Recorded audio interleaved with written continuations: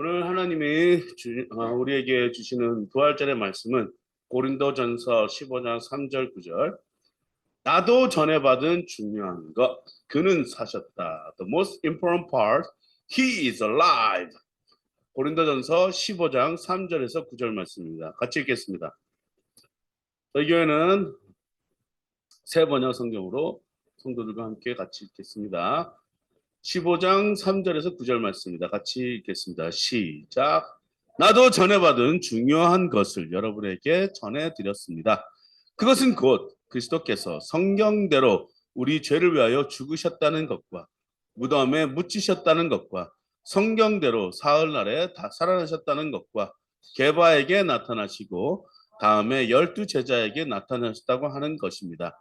그 후에 그리스도께서는 한 번에 500명이 넘는 형제 자매들에게 나타나셨는데 그 가운데 덜어는 세상을 떠났지만 대다수는 지금도 살아 있습니다. 다음에 야고보에게 나타나시고 그 다음에 모든 사도들에게 나타나셨습니다. 그런데 맨 나중에 다리 차지 못하여 난 자와 같은 나에게도 나타나셨습니다. 나는 사도들 가운데서 가장 작은 사도들입니다. 기도하겠습니다. 사랑해 주님 감사합니다. 오늘도 이렇게 귀한 부활절을 허락하여 주셔서 또 우리를 삶을 연장해 주시고 또 우리가 죽었다 한들 다시 살게 해줄 수 있는 그 부활에 아버지 하나님 이 메시지가 또 이 말씀들이 우리에게 소원이 되고 소망이 되게 하여 주시고 희망이 되게 하여 주시네 감사를 드립니다. 하나님 전에서 나와 하나님 말씀을 듣기 원합니다. 하나님 하늘문을 열어주셔서 우리에게 성령님이 함께하여 주셔서 주님의 그 깊은 것을 깨달을 수 있도록 도와주시옵소서.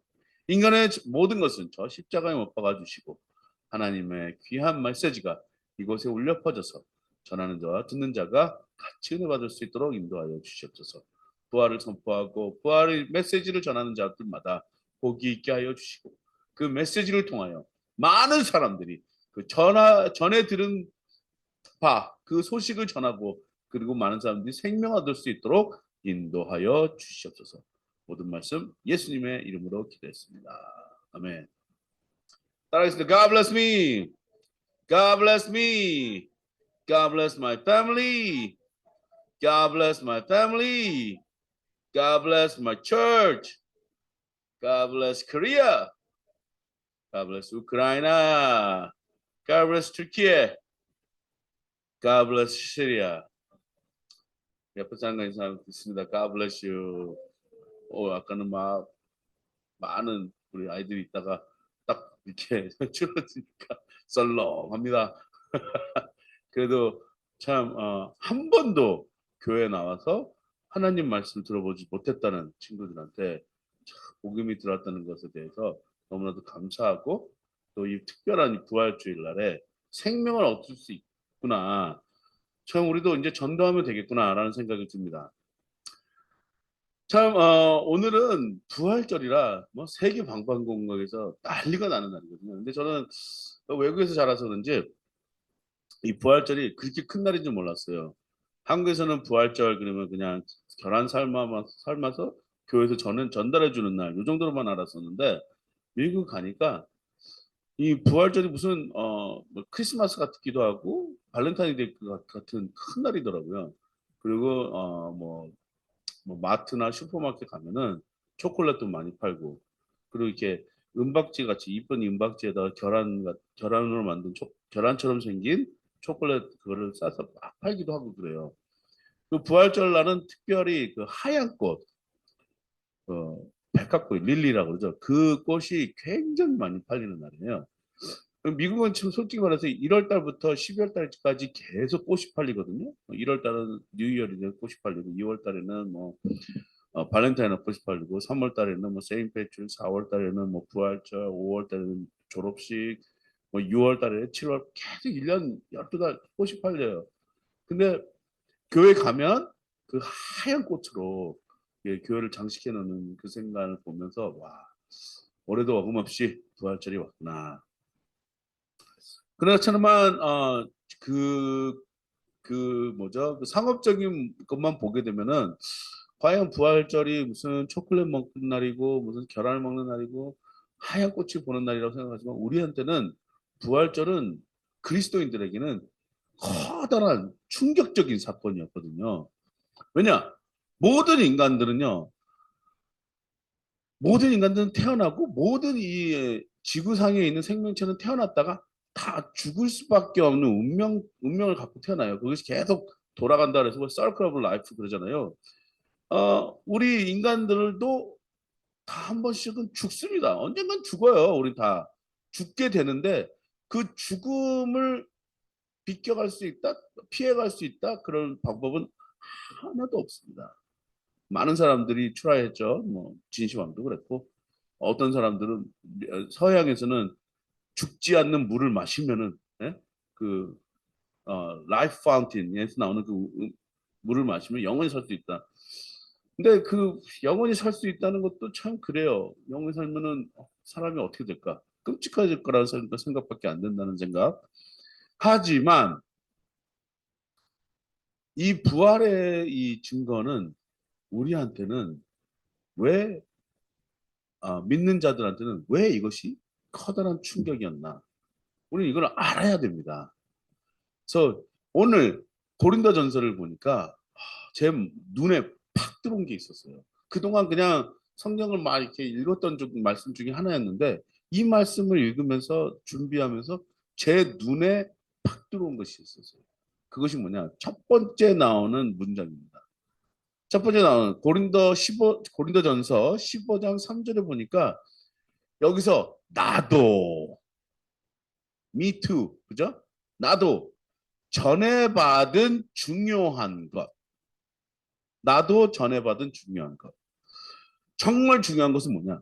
예수님이 죽었다가 다시 살아나셨다는 것.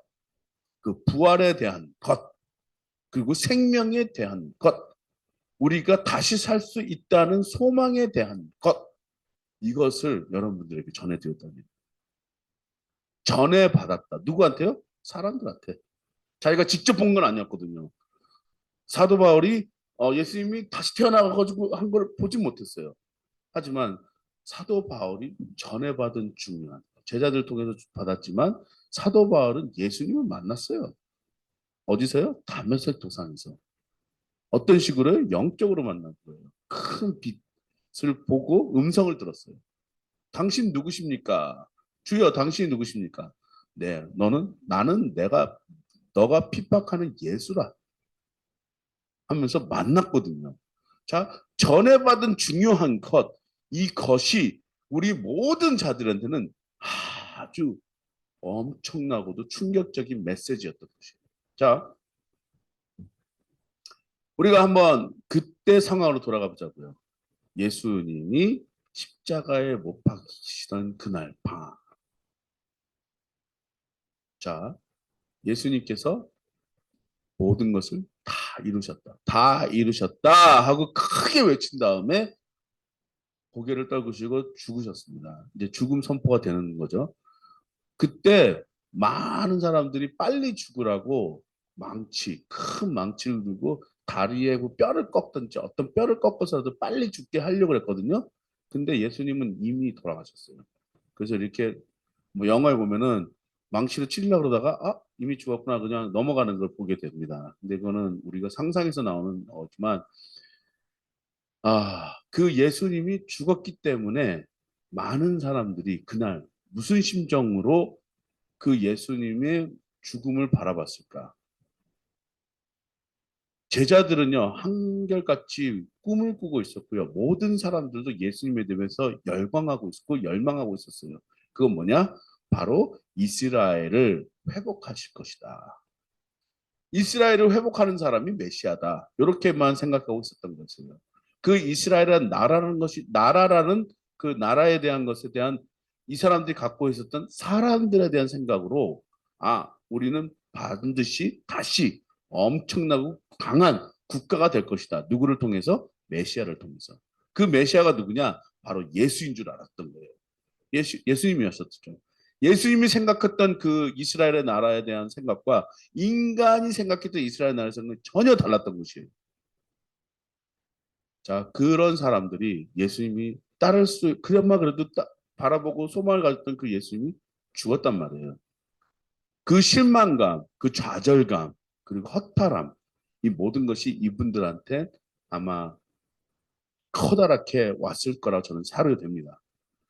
자, 그래 놓고 자기는 어떤 사람들은 자기 고향으로 돌아간 사람들이 있었고, 어떠한 사람들은 실망에 빠져서 그냥 뭐를 할까 생각하는 암울하게 있었겠죠.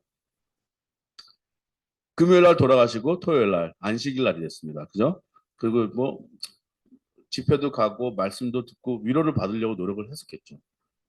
이제 그런 다음에 썬데이 주일날이 다가옵니다.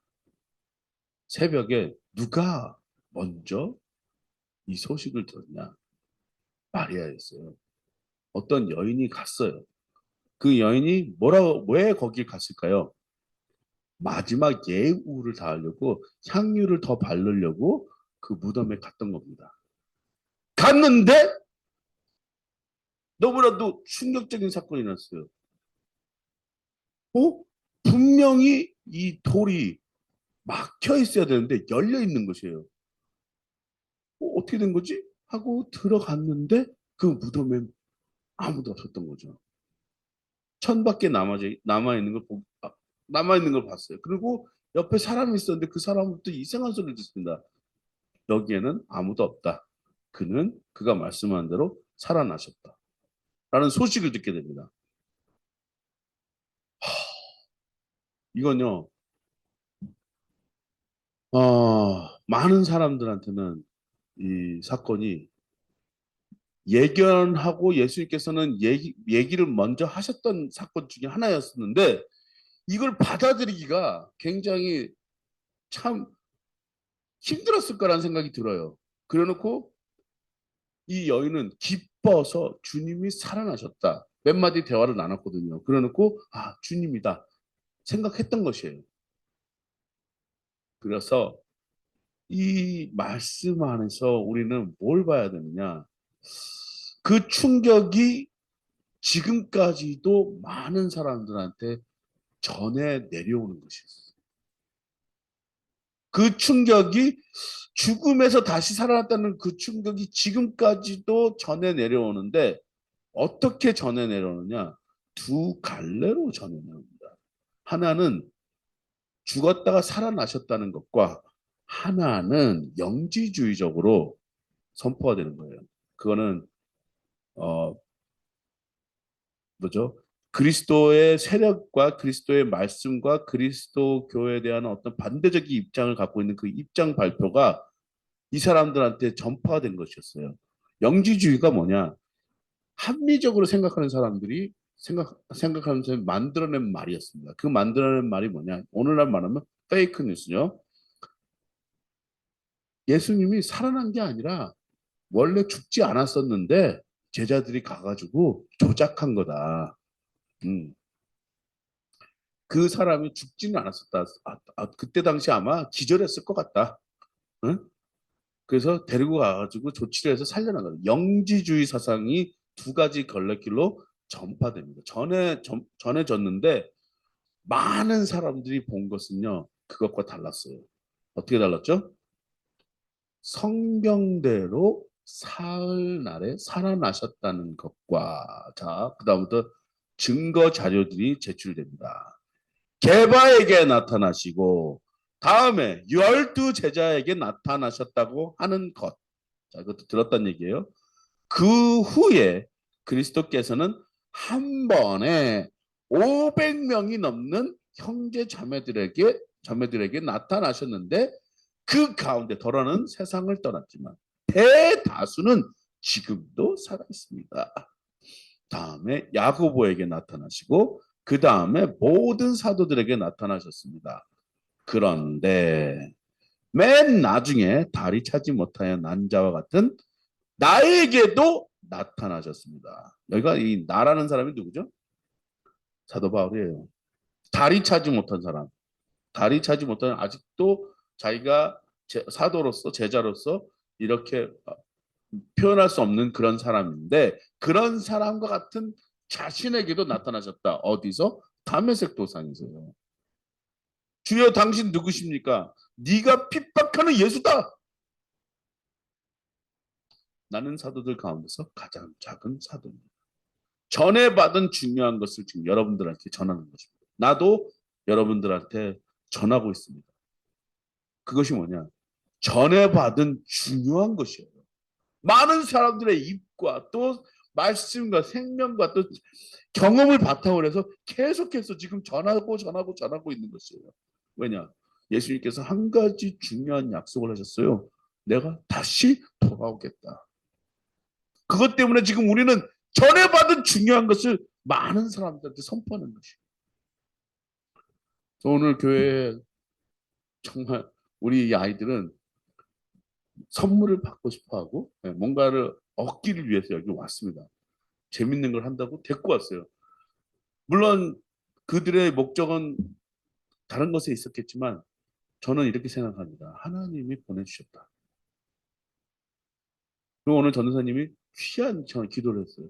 나의 기도를 따라해달라. 하나님, 나는 옛날에 하나님을 몰랐습니다. 지금은 하나님 압니다. 나와 함께 해주세요. 같이 고백하는 기도를 드렸을 때 분명히 천국 천사가 그들한테 하나님 감사합니다.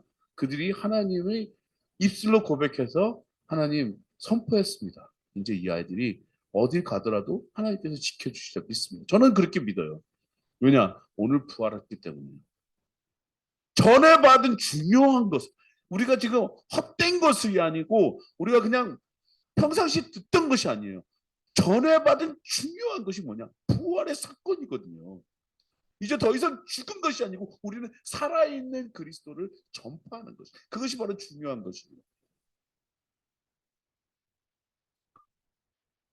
많은 분들이 지금은 혼돈의 세상이고 지금은 어려움의 세상이지만 우리 그리스도인들은요, 혼돈과 어려움 속에서 중요한 것을 받은 사람으로서 이 혼돈과 어려움 속에 일어날 수 있는 힘이 있습니다.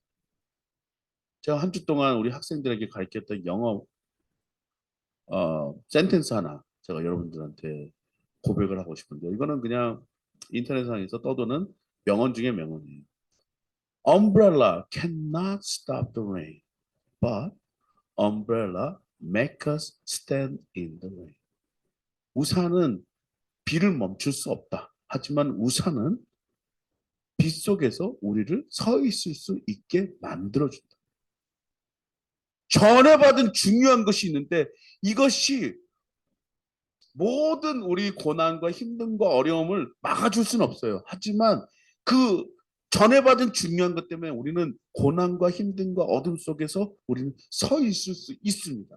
하나님은 왜 우리에게 이걸 보내주셨냐? 예수 그리스도를 통하여 여러분들이 막을 수 없는 그 운명, 죽음이라는 그 운명을 예수 그리스도를 통해서 우리는 다시 살아날 수 있다는 희망 속에 우리는 서 있을 수 있는 것이에요. 그게 바로 전해받은 중요한 것입니다.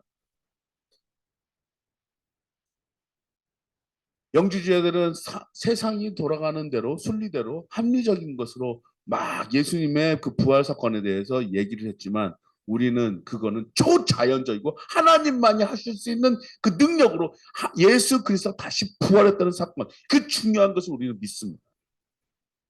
왜냐? 한 번에 500명이 나타나기가 쉽지 않고요. 12제자들에게 나타나기는 쉽지 않고요.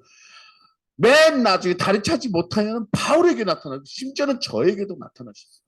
여러분 모두가 예수님을 만나실 수 있습니다. 그리고 다시 돌아오십니다. 이제는 마구간에서 오시지 않을 거예요. 정말 위엄과 권능으로 다시 오신다고 예수님께서 약속하셨습니다. 이 말씀이 언제부터 시작이 되었느냐? 옛날부터. 이사야 성경 때부터 나타나셨어요. 그래서 이사야 성경을 여러분 읽으셔야 돼요. 이사야 성경 58장입니다. 53장.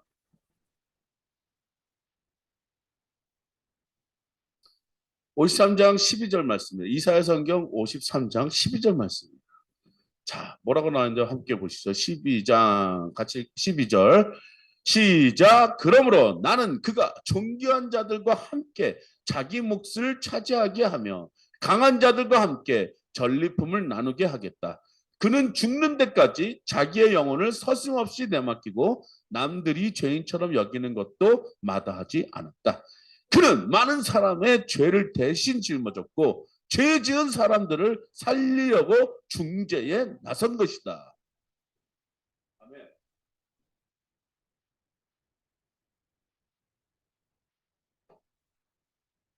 이사야 성경은 구약 성경에 바로 예수님을 바로 앞에 두고 예언한 것처럼 이사야 성경은 어, 예수님이 메시아라고 부정하는 사람들이 이 성경을 읽을 때 가장 불편한 마음으로 이 책을 읽는다고 합니다. 왜? 너무나도 신약과 같은 말을 많이 하고 있는 것이 이사야 성경이거든요. 그것도 정말 디테일하게 그 미세한 부분까지도 정말 다 나타내고 있는 책이 바로 이사야 성경입니다. 그래서 구약의 복음서라고 하죠. 이사야 성경은 누구라고 여기라고 나타내고 있느냐? 예수 그리스도라는 이름을 저기다가 말을 하지 않지만 그라는 사람으로 인해서 우리는 누구라고 알 수 있느냐? 예수 그리스도라고 알 수가 있는 것이에요. 강한 자들과 함께 전리품을 나누고 그는 죽는 때까지 자기의 영혼을 서슴없이 내맡기고 남들이 죄인처럼 여기는 것도 마다하지 않았다. 예수님은 죄인으로 십자가에 못 박히신 거였었어요. 그거를 마다하지 않았어요. 언제 그랬냐? 하나님 앞에 구했습니다. 나 죄인이 되기 싫지 않, 나 죄인이 되기 너무 싫고 그 다음에 지금부터 받아야 될 모든 이 잔인함을 저는 견디고 싶지 않습니다. 하나님 나한테도 이것을 걷어가 주세요. 요구하셨어요. 요구하셨는데 끝에 가서 뭐라고 고백을 하셨냐? 나의 뜻이 아닌 하나님의 뜻이 되기를 바랍니다. 하고 선포하셨어요. 그러니까 마다하지 않았다라는 말을 증명하셨어요.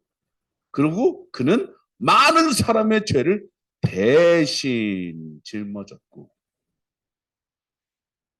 죄를 대신 짊어졌고 죄 지은 사람들을 살리려고 중재에 나선 것이다.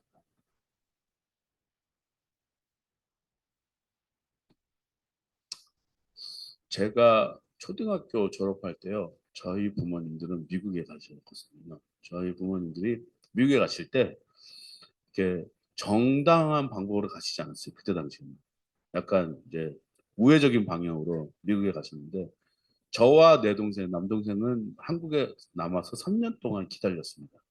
3년 후에 들어갔기 때문에 제 초등학교 졸업식에는 어, 우리 부모님이 오시지 않고 우리 고모님이 오셨었어요.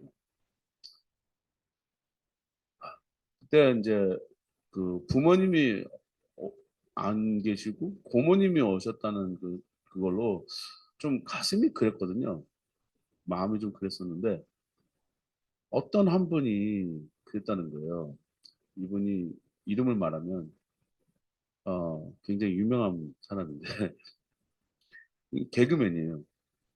근데 이 개그맨이 친구 하나가 엄마가 돌아가시기 때문에 자기가 그 졸업식에 부모님 없이 있을 거다. 그래서 너무 슬프다. 그러니까 이 개그맨이 그래? 야 그러면 내가 너네 집에 가가지고 우리 그날 우리끼리 축하하자. 나도 우리 엄마 보러 오지 말라고 할게. 그랬다 하던 거예요. 그래놓고 그래놓고 이제 졸업식에 갔는데 엄마 오지 마. 그래서 엄마가 그래 안 갈게. 왜 그래? 그러니까 친구가 있는데 엄마 아빠가 안 계셔. 그래서 못 오신다 그래서 나도 걔랑 우리 둘이 그냥 축하하기로 했어. 엄마 오지 마. 그래놓고 이제 자기는 졸업식 가가지고 엄마가 안 계신 줄 알고 그냥 엄마가 아니야 그 친구랑 같이 졸업식 끝나고 집에 가서 뭐 짜장면 시켜서 먹었다는 거예요. 엄마가 돈 준 돈. 근데 훗날 이제 자기 졸업식 사진을 한 번도 안 보다가 이제 나이가 먹어서 이제 봤다는 거예요. 근데 그 뒤에 엄마가 꽃을 들고 서 있었다. 그러니까 그걸 보고 막 우는 거예요. 엄마 오지 마 그랬는데 우리 엄마는 안 온 줄 알고 자기는 그냥 졸업식 그런 줄 알았었는데 엄마가 오셨다. 부모님 마음은 그렇던 것 같습니다. 저도 그런 경험을 좀 한 적이 있어요. 이제 텍사스에서 살다가 저 공부하려고 이제 캘리포니아를 떠나는데, 우리 어머니가 제가 이렇게 텍사스를 이제 떠날 때 차 타고 이제 짐을 잔뜩 싣고 차 타고 떠났거든요. 근데 차를 타고 저기 오클라호마에 있는 데까지 쫓아오시는 거예요. 차 타고.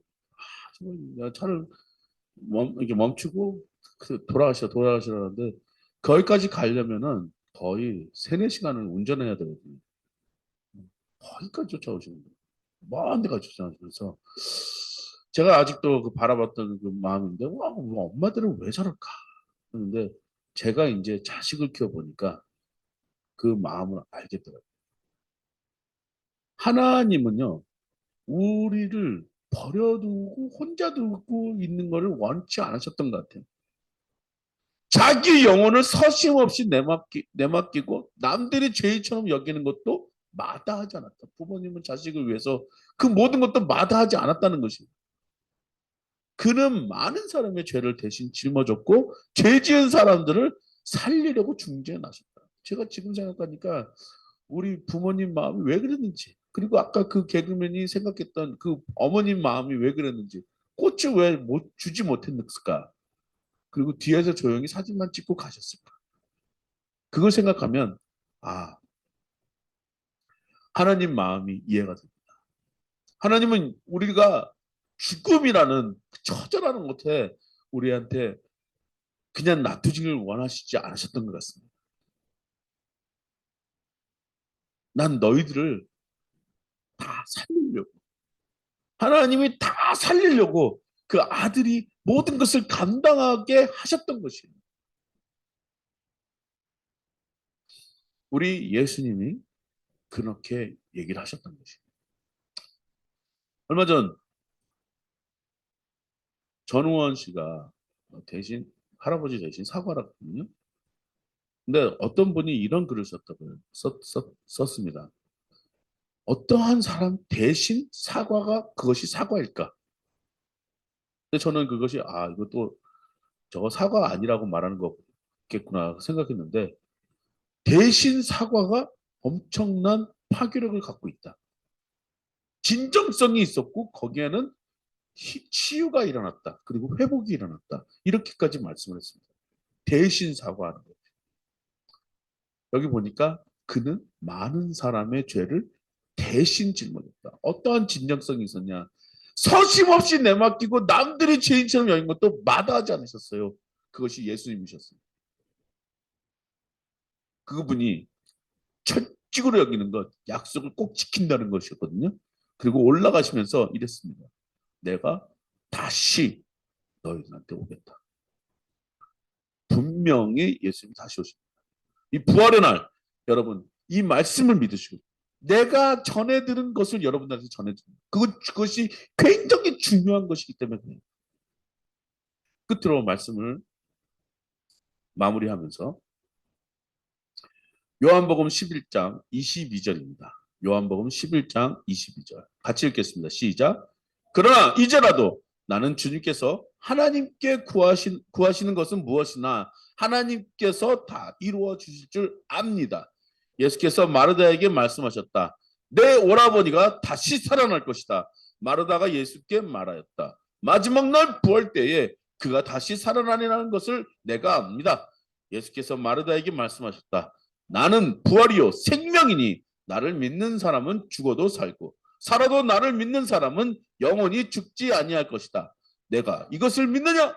마르다가 예수께 말씀하였다. 예, 주님은 세상에 오실 그리스도이시며 하나님의 아들이심을 내가 믿습니다. 여러분 선포하십시오. 여러분의 믿음의 선포를 하셔야 됩니다. 왜냐? 이제라도 나는 주님께서 하나님께 구하시는 것은 무엇이나 하나님께서 다 이루어 주실 줄 압니다. I know. 난 압니다. 주님께서 하나님께 구하시는 것이 무엇이냐? 하나님이 원하시는 것이 무엇이냐 이거예요. 하나님이 원하시는 건 무엇이냐? 모든 사람이 구원을 얻고 하나님의 영광에 이르는 것이에요. 그것이 하나님의 궁극적인 목적입니다. 이 세상을 창조하신 궁극적인 목적이고 지금 예수님이 다시 오실 궁극적인 목적이 있어요. 그러니까 기다리고 계시는 거예요. 지금 다시 오실 그날을 기다리고 준비하고 계시는 거예요. 그래서 예수님에 대해서 자신을 이렇게 정의하셨습니다. 나는 부활이요 생명이니 나를 믿는 사람은 죽어도 살고 살아서 나를 믿는 사람은 영원히 죽지 아니할 것이다. 내가 이것을 믿느냐? 제가 전해드린 것 이겁니다. 여러분 믿으세요. 믿으시길 바랍니다. 분명히 하나님은 살아계십니다. 분명히 하나님은 역사하십니다. 분명히 하나님은 약속하신 대로 다시 오십니다. 지금 이렇게 기회를 얻고 들어드시는 여러분들 지금 이 시간 결단하시기 바랍니다. 예수님은 부활이요 생명입니다. 예수님을 믿고 따르는 사람은 죽어도 삽니다. 살아서 예수를 믿는 사람은 영원히 죽지 아니할 것입니다. 죽음은 우리 모두가 거부할 수 없는 운명입니다. 하지만 그 죽음이 우리한테 어떠한 그 능력을 가할 수는 없습니다. 왜냐? 내가 갖고 있는 신념, 내가 갖고 있는 믿음, 내가 갖고 있는 확신, 이것이 우리를 다시 부활과 생명으로 나타날 것입니다. 이때에 내가 지금 전해드린 중요한 것, 이것을 여러분 믿으시고 예수가 다시 사셨다. 이것을 말로만 믿지 마시고 마음으로 믿고 생명으로 받아들이시기 바랍니다. 그때 여러분 하나님이 여러분 앞에 나타나시는 것을 눈으로 확인하실 수 있으실 겁니다. 아직 달이 안 찬 나 바울에게도 예수님께서 나타나셨어요. 그 모든 것이 다 여러분들 앞에 예수님이 나타나실 줄 믿습니다. 기도하겠습니다. 하나님 감사합니다. 오늘 이렇게 부활의 날 주님 전전에 나와 하나님 우리 교회를 사용하여 주셔서 지금 한 명, 두 명, 세 명의 어린아이들이 예배를 드리고 갔습니다. 그들이 가져간 것 초콜릿과 하나님 상품이 아니라 그들이 가져간 것은 예수의 부활이요 예수의 생명이니 하나님 그들에게도 예수님 만나는 귀한 시간들을 허락하여 주신 것 감사를 드립니다.